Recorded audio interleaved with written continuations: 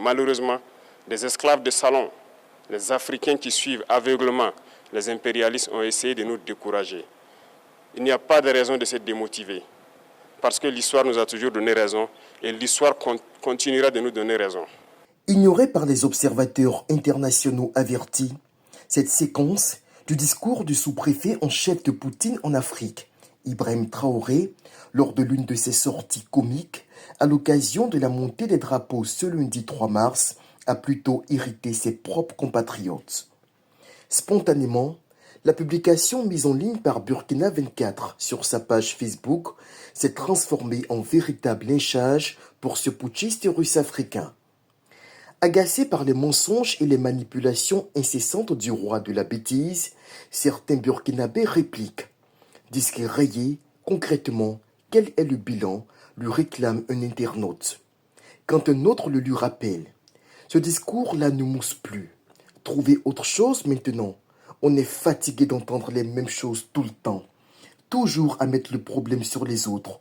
Où est notre responsabilité? Toujours les mêmes débats. Change un peu champignon, s'agace un autre. Et la saignée ne s'arrête pas là.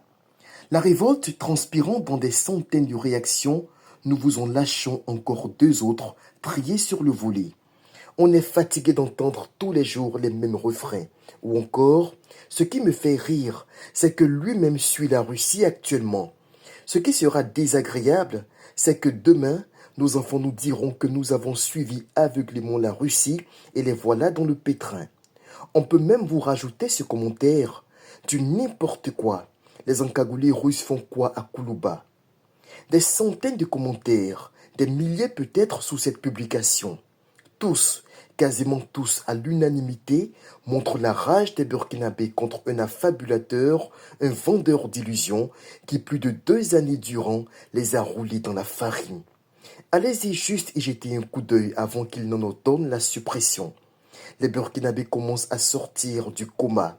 Ce même peuple qui a brutalement mis fin au pouvoir de Blaise Compaoré après 27 ans de règne sans partage est déjà en marche pour régler son compte à cet aventurier et ses complices qui ont livré le Faso, pieds et mains liés à l'impérialisme.